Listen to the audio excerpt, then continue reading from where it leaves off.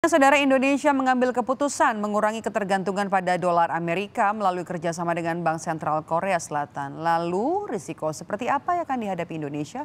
Berikut liputannya. Semenjak eskalasi perang Rusia-Ukraina meningkat, sejumlah negara yang tergabung dalam aliansi dagang Brazil, Rusia, India, China, dan Afrika Selatan atau BRICS menggaungkan akan mengurangi dolar Amerika Serikat untuk perdagangan dan investasi atau dedolarisasi.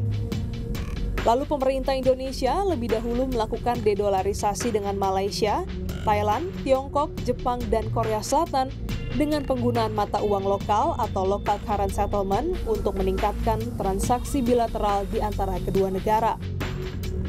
Selain itu, kekuatan ekonomi dunia mulai bergeser, seperti perekonomian Amerika yang mulai meredup dan mulai disusul dengan meroketnya pertumbuhan perekonomian Tiongkok.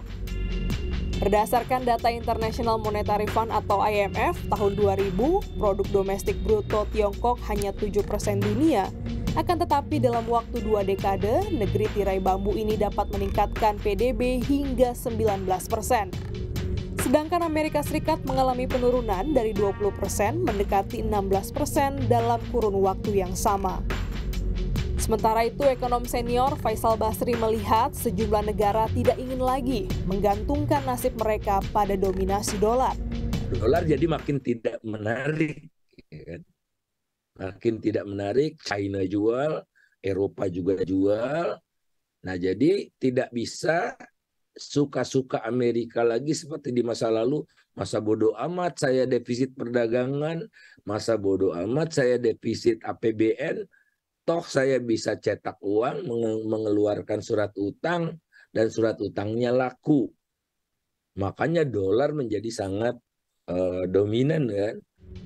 Kerjasama penggunaan mata uang lokal di perdagangan sudah dilakukan Indonesia sejak tahun 2018.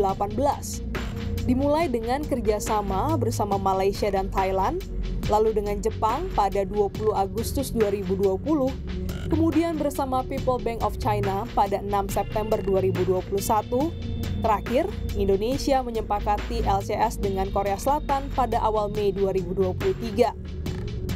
Direktur Selios, Bima Yudhistira menilai sebaiknya Indonesia tidak terlalu gencar menjalin hubungan bilateral untuk melakukan dedolarisasi, karena secara tidak langsung akan berdampak. Kita semakin sering melakukan dedolarisasi, itu akan dicap bahwa tidak lagi pro kebijakannya dengan hubungan Amerika Serikat itu atau Barat, biasanya begitu.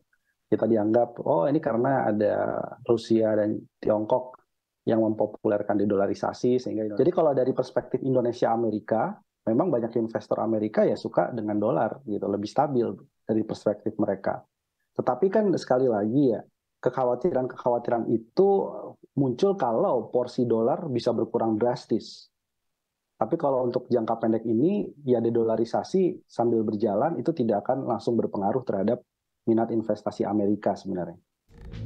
Sejumlah pengamat sepakat, dedolarisasi yang dilakukan Indonesia masih membutuhkan proses panjang. Sekali lagi kan tidak meninggalkan dolar. Tapi dominasi dolar makin lama makin dikurangi, ya kan? Jadi kalau meninggalkan itu kan namanya dramatisasi, kan? Oleh karena itu, wah heboh gitu. Kenyataannya tidak, akan butuh proses yang panjang. Ya, dedolarisasi ini perjalanan yang sangat panjang ya. Sebelumnya ada local currency settlement gitu ya. Jadi artinya proses dedolarisasi ini bukan kemudian langsung membalik dominasi dolar menjadi mata uang lokal atau mata uang tertentu, misalnya yuan. Tidak. Tapi ini proses yang panjang, yang penting porsinya tiap tahun berkurang. Dominasi dolar dalam perdagangan dunia mulai kehilangan taringnya. Sejumlah negara mulai mengurangi dolar dalam transaksi perdagangan mereka. Indonesia pun tak boleh gegabah karena iklim investasi di Indonesia masih dikuasai oleh negara barat. Glenis Oktania, Kompas TV, Jakarta.